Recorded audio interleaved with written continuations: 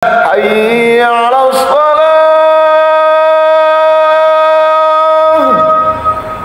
Saya masih mendengarnya ya Rasulullah. Bapak Ibu yang dimuliakan Allah, kita kenal Bilal bin Rabah, dan dia seorang muadzin Rasul. Di samping ada muadzin Rasul yang lain yang namanya Abdullah bin Ummi Maktum. Bapak Ibu masih kenal sahabat Abdullah bin Ummi Maktum? Dia seorang sahabat Nabi, termasuk as-sabiqunal awwalun, orang yang pertama masuk Islam dan orang yang dijanjikan oleh Allah jaminan surga dari Allah Subhanahu wa taala. Sahabat Abdullah bin Ummi Maktum rumahnya jauh dari masjid, tapi tidak pernah terlambat datang ke masjid. Dan dia jauh rumahnya dari masjid, berangkat seorang diri. Rumahnya jauh dari masjid, kedua matanya padahal dalam keadaan buta, tapi nyampe di masjid. Terus demikian, dan dia ditunjuk Nabi sebagai muadzin Rasul.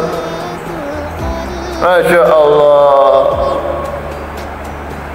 Hadirin yang dimuliakan Allah, di dalam hadis Abdullah bin Ummi Maktum itu spesialis azan subuh.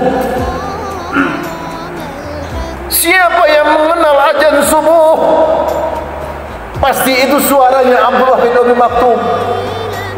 Dia sebagai seorang muadzin di masjid, rumahnya jauh dari masjid, matanya dalam keadaan buta, tidak punya teman yang menemaninya datang ke masjid, tapi menjadi orang yang pertama datang di masjid. Subhanallah. Dan dia tidak banyak doa sebagaimana kita banyak berdoa. Tidak apalah kita berdoa, memang itu diajarkan oleh Rasulullah untuk banyak berdoa. Doa kita dalam keadaan sehat, doa kita dalam keadaan penuh dengan rezeki, kita masih berdoa, ya Allah berikan kami sehat walafiat. Bagus, ya Allah berikan kami rezeki yang barokah dan halal. Bagus, ya Allah berkahi kami dalam kehidupan kami. Luar biasa, kita diberikan nikmat yang banyak oleh Allah. Tapi beberapa sahabat yang diuji oleh Allah, sahabat Abdullah bin Ummi Maktum yang kedua matanya buta, dia datang di masjid cukup mengucapkan alhamdulillah, terima kasih ya Allah atas nikmat yang besar yang Kau anugerahkan kepada kami. Tidak banyak permintaan, sementara kita yang sehat walafiat, yang punya keluarga yang bagus, yang punya anak-anak yang mapan, doa kita masih banyak. Dan itu tidak dilarang, cuma sertailah dengan ketaatan yang banyak kepada Allah Subhanahu wa taala. Itu gambaran bagaimana Abdullah bin Ummi Maktum. Sampai suatu saat Abdullah itu bertanya, "Ya Rasulullah, engkau tahu aku seorang yang buta?" "Iya, aku tahu." "Ya Rasulullah, rumahku jauh dari masjid dan tidak ada teman yang menuntunku datang ke masjid. Bolehkah aku ya Rasulullah, sesekali saja aku tidak hadir di masjid?"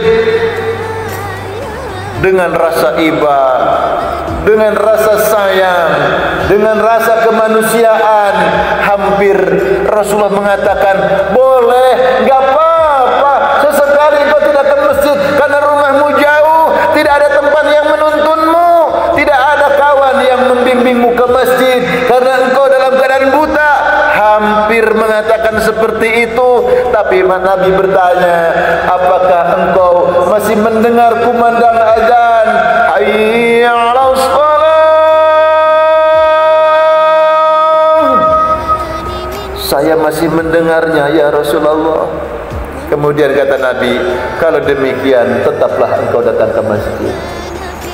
Barangkali inilah sentuhan untuk kita, Bapak Ibu yang diberi sehat, Bapak Ibu yang rumahnya dekat, Bapak Ibu yang punya kendaraan yang apabila mau berangkat tidak mau dengan berjalan kaki. Gunakanlah harta kita, gunakanlah mobil motor kita, gunakanlah sepeda kita, sarana kita.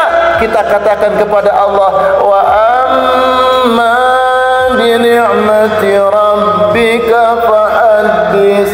Ya Allah, aku pakai baju baru sepeda mobil baruku, aku pakai kendaraanku untuk mengantarkanku ibadah ke masjid, berzikir ke majlis, bukan untuk sombong ya Allah, tapi aku mengucapkan syukur kepada Engkau. Aku perlihatkan nikmat yang Kau berikan kepadaku, aku tampakkan nikmat ini sebagai wujud syukurku, ketaatanku kepadamu ya Allah. Wa amma bi nikmati rabbika fahaddits. Maka tidak mesti Pak menjadikan kesombongan, tapi wujud syukur kita kepada Allah.